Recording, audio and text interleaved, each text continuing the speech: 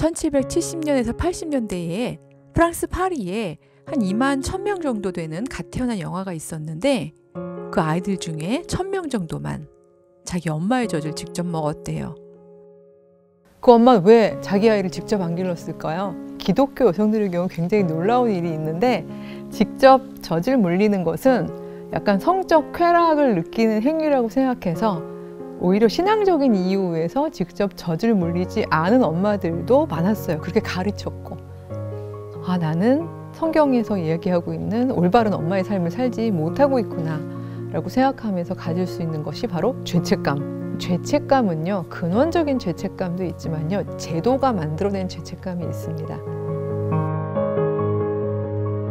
그래야지 그 아이는요 내 크기만큼이 아니라 하나님이 계획하시는 크기만큼 전 잘할 수 있다라고 생각을 하거든요.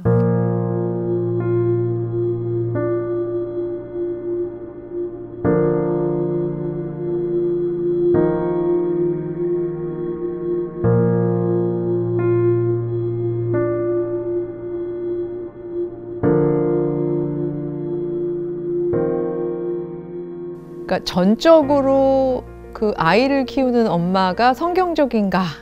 그래야만 성경적인 엄마인가? 그러니까 이 질문은요, 현대인이면서 여성이면서 나로서 전문가 교육을 받아봤으면서도 경건한 그리스도인 여성일 경우에 가질 수밖에 없는 그런 질문이라고 생각합니다. 하나님이 기뻐하시는 여성 이런 책에 보면은요, 아예 이렇게 나와 있어요. 당신은 직업을 가질 수도 있다. 그러나 하나님이 더 기뻐하시는 것은 당신의 우선순위는 가정에 있다. 따라서 당신의 직업이 아무리 바쁠지라도 당신은 언제나 뭐 남편보다 일찍 퇴근해 있어야 되고 아이들한테 짜증내면 안 되고 막 이런 소위 말해서 요즘에 직장 생활을 하는 엄마들이 들으면 실천 불가능한 이야기들을 이제 많이 이야기를 합니다. 그런 얘기를 당연히 들으면요. 많은 그 상태의 엄마들은 아 나는 성경에서 이야기하고 있는 올바른 엄마의 삶을 살지 못하고 있구나 라고 생각하면서 가질 수 있는 것이 바로 죄책감이 될 텐데 죄책감은요 근원적인 죄책감도 있지만요 제도가 만들어낸 죄책감이 있습니다. 예를 들면 일부 일처 제도가 하나의 제도인 곳에서는요 나의 배우자 말고 다른 사람에 대한 감정은 죄책감이 될 수 있는 것처럼 아이가 전적으로 엄마 몫이다. 엄마가 아이를 키우는 것이 그것이 옳다라고 생각하는 것이 하나의 문화적인 제도적 당연인 공간에서는요. 그렇게 못하는 엄마들이 당연히 죄책감을 가질 수밖에 없습니다.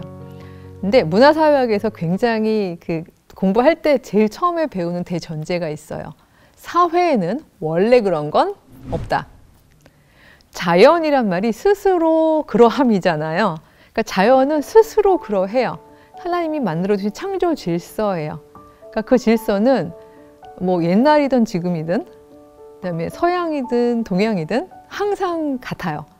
하지만 사회는 다르죠. 사회는 사람이 만든 거기 때문에 그 사회는 시기나 장소나 아니면 어떤 사람들이 만들었냐에 따라서 다른 삶의 방식이 있잖아요. 근데 이 전업주부라는 사람들이 만들어진 사회는 그러니까 현대사회란 말이죠. 그러니까 소위 생산 영역하고 아기들을 기르는 영역이 양분된 사회. 그래서 하나밖에 못하는 사회. 전통사회의 엄마들은요, 둘 다 할 수 있었어요. 아기 포대기에 업고 밥도 하시고 밭도 매시고 물론 엄마는 아기를 많이 볼 수 있었겠지만 많은 경우에 그야말로 아이들은 뛰어놀다가 옆집으로 가면 숟가락만 얹어서 밥을 먹여줄 수도 있는 거고요. 그 공동체가 탄탄하던 당시에는요. 아이는 전적으로 엄마만의 몫은 아니었던 거죠. 실제로 1770년에서 80년대에 가장 현대화된 프랑스 파리에서 연구했던 한 연구 결과를 보면요. 프랑스 파리에 한 2만 1000명 정도 되는 갓 태어난 영아가 있었는데 그중 몇 명이나 자기 엄마의 젖을 먹고 자랐을까요? 그 아이들 중에 1000명 정도만 자기 엄마의 젖을 직접 먹었대요. 그게 문화적으로 너무 당연한 일이었다는 거죠. 이 1000명의 아이들은 젖유모에게로 보내지거나 혹은 그 젖유모가 집으로 오거나 그 엄마는 왜 자기 아이를 직접 안 길렀을까요? 귀족 여성들의 경우에는요. 그것이 가치로 인정이 되지 않았기 때문이에요. 기독교 여성들의 경우 굉장히 놀라운 일이 있는데 직접 젖을 물리는 것은 약간 성적 쾌락을 느끼는 행위라고 생각해서 오히려 신앙적인 이유에서 직접 젖을 물리지 않은 엄마들도 많았어요. 그렇게 가르쳤고. 실제로 지금도요, 프랑스의 경우에는요, 많은 경우에 그 제도가 엄마가 전적으로 아이를 키우면서 일을 놓아야 한다는 것이 하나의 제도적인 당연이 아니기 때문에 거기서 엄마들이 그 문제를 고민을 안 해요. 이 질문이 제일 많이 나오는 곳이 미국하고 한국이에요. 특히 미국과 한국의 신실한 크리스찬들의 경우에는 이게 제도가 이거를 뒷받침하고 있기 때문에 더 고민을 하는 거죠. 그래서 양자택일을 할 수밖에 없는 상황, 두 개가 도저히 통합될 수밖에 없는 상황, 이 상황에서 더군다나 이것을 그 소위 개신교 신앙담론이 이게 옳다라고 이야기하는 상황, 이런 상황에서는 당연히 이걸 고민할 수밖에 없는데요. 좀 복잡한 얘기라도 짧게 이 배경을 한번 설명을 드리고 싶은 것이, 이런 상황이 만들어지게 된 데에는 루터 이하, 종교개혁자들이 생각하고 있는 하나님이 기뻐하시는 경건한 가정에 대한 이미지, 모델이 작용을 했다라고 생각해요. 그의 모든 이론은요, 그 이전에 잘 작동하지 않은 이론에 대한 반동이거든요. 반동은 강조될 수밖에 없습니다. 그 이전에 독신서약을 하고 독신의 삶을 사는 것이 더 신앙적이라고 생각했던 중세 말기 가톨릭의 상황은요, 사제도 수녀도 독신서약은 했지만 실질적 삶이 과연 경건하고 순결한 독실의 삶이었느냐? 아닌 경우가 되게 많았던 거거든요. 그러니까 사제들 경우에도 막 첩을 거느린 사제들이 굉장히 많았고요. 그런 경우에는 그 첩의 자식들은 제대로 법적 보호도 못 받고, 그러니까 사실은 굉장히 퇴행적이거나 옳지 못한 방식이 있었고, 그 모습들을 보면서 오히려 루터가 성경을 제대로 보니, 성경을 오히려 근원적으로 살펴보니 지금 하고 있는 것은 성경적이지 않아. 오히려 하나님이 축복하신 가정을 이루고 사는 것이 그게 훨씬 성경적이야. 이렇게 다시 성경을 다시 발견하고 재강조하게 이르는 거죠. 루터가 쓴 재미있는 소논문 중에요, 이런 제목도 있어요. Nun to wife. 수녀에서 아내로. 그러니까 수녀 그만하고 다 아내 해라. 이런 얘기죠. 그래서 이제 그런 소논문 읽으면서 막 굉장히 막 그 흥분하고 막 감동했던 많은 수녀들이요, 수녀원을 탈출해요. 막 정어리 그 상자 막 이런 데 숨어서 탈출하고 막 그 탈출했던 한 수녀와 결혼을 했잖아요. 카타리나 폰 보라. 그런 방식으로 그 당시가, 그러니까 수녀의 삶보다 아내의 삶이 훨씬 더 하나님이 기뻐하시는 삶이야. 그런 이야기를 하던 당시가 바로 종교개혁이 막 붐을 일으키던 당시였고, 그거를 막 성경적으로 찾아서 설명을 한 그 내용이 지금까지 우리한테 쭉 이어져 왔고요. 그리고 그게 전업주부가 가능했던 현대사회에서 안착을 하다 보니 개신교 여성 그리스도인이라면 너무 당연히 우리는 전업으로 집에서 전적으로 애를 키우는 게 옳아. 그게 성경적이야. 이렇게 이야기할 수밖에 없는 상황이 된 거죠. 근데 마치 경건한 독신으로 하나님의 그리스도의 정말 아름다운 신부로 사는 게 좋아라고 얘기했던 초대교회의 이상이 중세 말기쯤 오면은 잘못된 어떤 퇴행적인 상황을 많이 만들어낸 것처럼, 바로 이 아름다운 전업주부의 이상이 만약 21세기의 상황과 맞지 않는다면, 그리고 오히려 많은 하나님의 자녀이기도 한 재능 많은 엄마들이 양자택일을 하면서 정말 그야말로 아프거나 미치거나 나의 존재를 계속 포기해야 되는 상황이 된다면, 저는 우리가 또다시 그 종교개혁의 모토죠. ad fontes. 르네상스에서도 했던 말인데 다시 처음으로, 근원으로, 다시 성경 본문으로 돌아가 볼 필요가 저는 있다고 생각을 합니다. 그러니까 성경에 보면은 물론 잠언에도 있고 여기저기 정말 신앙으로 아름답게 자녀들을 양육하고 또 하나님을 아는 지식을 알려주는 귀한 어머니 모델들이 있습니다. 예, 그리고 뭐 바울 서신 뒤에도 있고요. 아름다운 모델들이 참 많이 있어요. 근데 그 모델들만큼이나 성경에는요, 자기 재능을 위해서 그 부분을 우선순위로 두면서 그 부분을 계속해서 하나님 앞에서 실행하고 성취했던 인물들도 굉장히 많아요.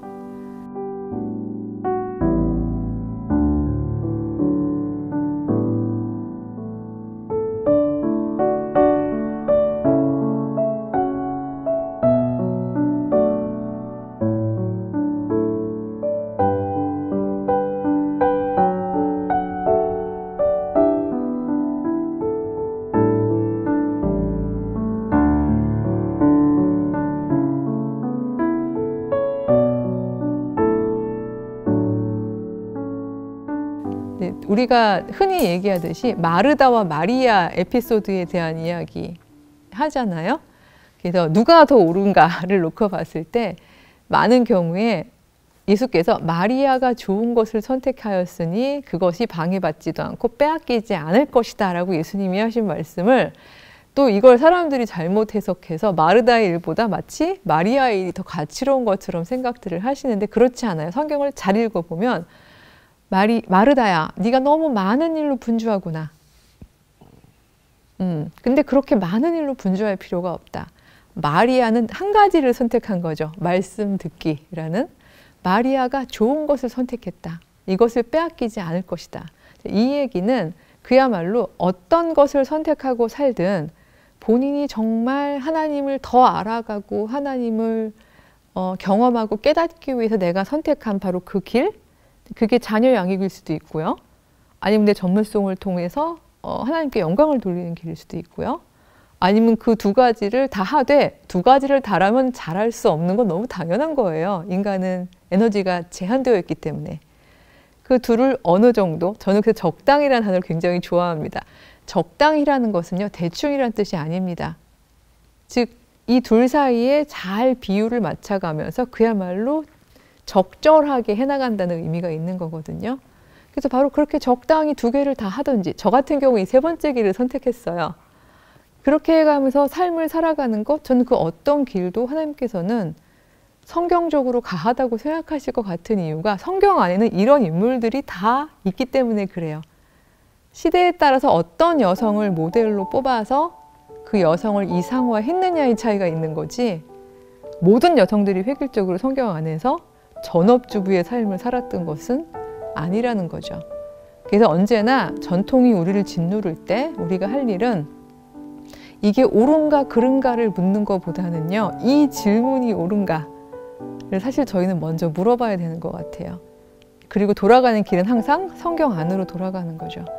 그 안에 있는 수많은 입체적인 여성인물들을 보면서 아, 결국 우리도 하나님의 자녀이고 엄마이기 이전에 자녀로서 하나님께서는 우리가 우리의 재능을 이 땅에서 펼치며 살기를 원하시겠구나. 그렇다면 나의 재능은 무엇인가? 그 재능 중에 어떤 건 분명히 전업주부도 있을 거예요. 하지만 나의 재능은 전업주부보다는 내 일을 통해서 지어낸다는 거야. 오직 인간만이 지어낼 수 있거든요. 그래서 우리 왜 아더라는 말 하잖아요. 작가. 하나님이 창조해 놓은 스스로 있는 그 자연 말고요. 거기에 더하여 무엇을 지어낼 수 있는 존재는 오직 인간이거든요. 내가 잘 지어낼 수 있는 게 소위 말해서 출산을 통한 아이를 만들고 잘 지어내는 것도 하나의 재능이지만 내가 이 땅에 아직 도래하지 않은 어떤 사상을 지어낼 수도 있고요. 아니면 아직 존재하지 않은 어떤 영상물을 만들어낼 수도 있고요. 이런 지어냄을 통해서 나는 하나님께 영광 돌리고 싶어요. 이것도 분명히 성경적이거든요. 하나님께서 가하다라고 이야기하신. 그러니까 따라서 이렇게 우리가 성경에 오히려 가보면 그리고 이 내용을 우리의 삶에 적용시켜 보면 오히려 저희는 전통에 제약받기보다 훨씬 자유롭고 폭넓은 삶의 선택지들을 얻을 수 있을 거라고 생각합니다.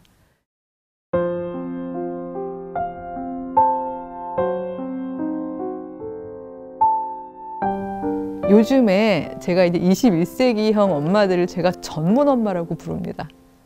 이렇게 그냥 아이를 물리적으로 잘 키우는 육아가 아니라 이 세상이 워낙 생존 경쟁이 치열하다 보니까 이 아이를 어떤 방식으로든지 정보 전쟁을 통해서 경쟁력 있는 아이를 길러내기 위해서 그야말로 전문 엄마, 모성의 전문화가 되는 거죠. 그러니까 전문 엄마로 지내는 일종의 사회 문화적인 현상이 포착이 됩니다. 그게 막 문화 콘텐츠로도 뭐 스카이 캐슬 막 이런 드라마도 나오고 막 그랬잖아요. 근데 이 조류 속에서 크리스찬들이 그냥 그걸 따라가다 보면요, 전문 엄마의 기독교 버전이 될 수가 있는 거죠. 얘야, 너는 하나님께 영광을 돌리기 위해서 최고가 되어라. 이렇게까지 이야기를 하면서 정말 이 두 개가 합체되어 가지고 막 아이를 매니지하는 엄마가 될 수 있는데, 저는 이런 엄마를요, 제가 이렇게 별명을 붙였습니다. 삼위일체맘. 보세요. 얘야, 내가 너를 낳았다. 하나님 아버지를 대체하고요. 너는 오직 나를 통해서만 무언가 결정하고 선택할 수 있다. 예수 그리스도를 대체하고요. 네가 어딜 가든지 내가 너와 함께 가겠다. 성령님을 대체하는 거죠. 즉 아이와 엄마가 혼연일체가 되는 거예요. 예전에는 부부가 일심동체였다면 이제는 한 아이와 전문 엄마가 일심동체가 되어서, 만약에 그 엄마에게 아기가 하나 더 있다면 경쟁력이 없는 아이는 오히려 내쳐지고, 한 아이와 엄마가 혼연일체가 되어서 움직이는 그런 사회이거든요. 그러니까 오히려 이런 사회에서는 저는 크리스찬이 만약 그렇게 된다면 이 아이는 딱 엄마의 크기만큼까지밖에 성장을 못해요. 그 안에는요, 하나님이 개입하실 여지가 없어요. 이 아이가 단독자로서 넘어져도 보고 좌절도 해보고 질문도 해보고 하나님도 찾아보고 하나님 경험을 통해서 자신의 신앙적 답을 얻어갈 수 있는 그럴 기회조차가, 오히려 엄마가 너무 전적으로 성실하게 육아 활동을 하셨기 때문에 그 기회조차 없어지는 경우들이 전 생긴다고 생각을 합니다. 따라서 모든 전문 엄마가 그렇게 된다는 얘기가 아니라, 지금 질문을 주신 분이 제가 직장 때문에 전적으로 아이를 온전히 잘 못 키울까 봐 걱정이에요 라고 하신다면, 오히려 그만큼의 부족한 부분을 하나님께서 그 아이를 만나 주십사, 그와 함께 무언가 새로운 것들을 경험할 수 있는 기회를 주십사, 저는 기도해야 하는 영역이라고 생각을 하고요. 바로 그 빈 공간, 빈자리가 성령께서 채우시는 자리라고 저는 생각을 합니다. 그래야지 그 아이는요, 내 크기만큼이 아니라 하나님이 계획하시는 크기만큼 전 잘할 수 있다라고 생각을 하거든요. 그래서 만약 죄책감을 가지고 계시다면 그 부분 놓으시고요. 이제 오히려 이 얘기는 절대로 방치하라는 이야기는 결코 아닙니다. 아이를 잘 관찰하시면서 그 아이가 필요할 때 어른의 개입을 해주시고, 그러나 그 아이가 성장을 위해서 혼자 선택하는 부분들이 있다면 기꺼이 인내심으로 지켜봐 주시는, 전 정확하게 그게 하나님께서 우리를 향해서 하시는 사랑의 표현이라고 생각해요. 하갈이 아마 필시 아브라함의 공동체로부터 쫓겨나서 아이와 광야에서 버려졌을 때, 내 아이가 죽는 것을 참아 볼 수가 없어서 한 이만큼 떨어진 상태에서 하나님께 울부짖었을 때에, 그땐 정말 답이 없다라고 생각했을 것 같아요. 근데 그때 하나님께서 나타나 주시고 개입해 주시고 아이를 살려 주시잖아요. 그 하나님을 고백합니다. 엘로이, 살피시는 하나님. 우리를 기꺼이 살피시다가 꼭 필요한 순간에 도움을 주시는 하나님. 성경에 보면요, 그 엘로이라는 그 이름이요, 하나님께 붙여진 최초의 이름이에요. 그러니까 엘 샤다이, 뭐 여호와 이레, 여러 이름들, 구체적인 상황에서 만난 하나님의 이름들이 많이 나오는데, 처음 붙여진 이름은 바로 하갈의 하나님의 이름이었거든요. 살피시는 하나님, 바로 그 하나님을 닮은 엄마라면 우리는 애정을 가지고 잘 살피면서 꼭 필요한 순간에 엄마의 개입, 어른의 개입을 주면 되는 것이 아닌가, 이런 생각이 듭니다. 그래서 바라기는 굳이 양자택일을 안 하셨으면 좋겠어요. 물론 직업군에 따라서 어쩔 수 없이 양자택일을 해야 되는 직업군도 있기 때문에 제가 한 가지 답을 드릴 수는 물론 없겠습니다만, 아이만큼 나도 하나님의 자녀로서 자라야 하는 존재라는 것을 기억하시고, 내 존재는 반드시 엄마, 전적으로 엄마만이 아니라는 것, 그리고 그렇게 인정하는 것이 반성경적인 것이 아니라 오히려 성경적이라는 것, 그런 말씀을 드리고 싶습니다.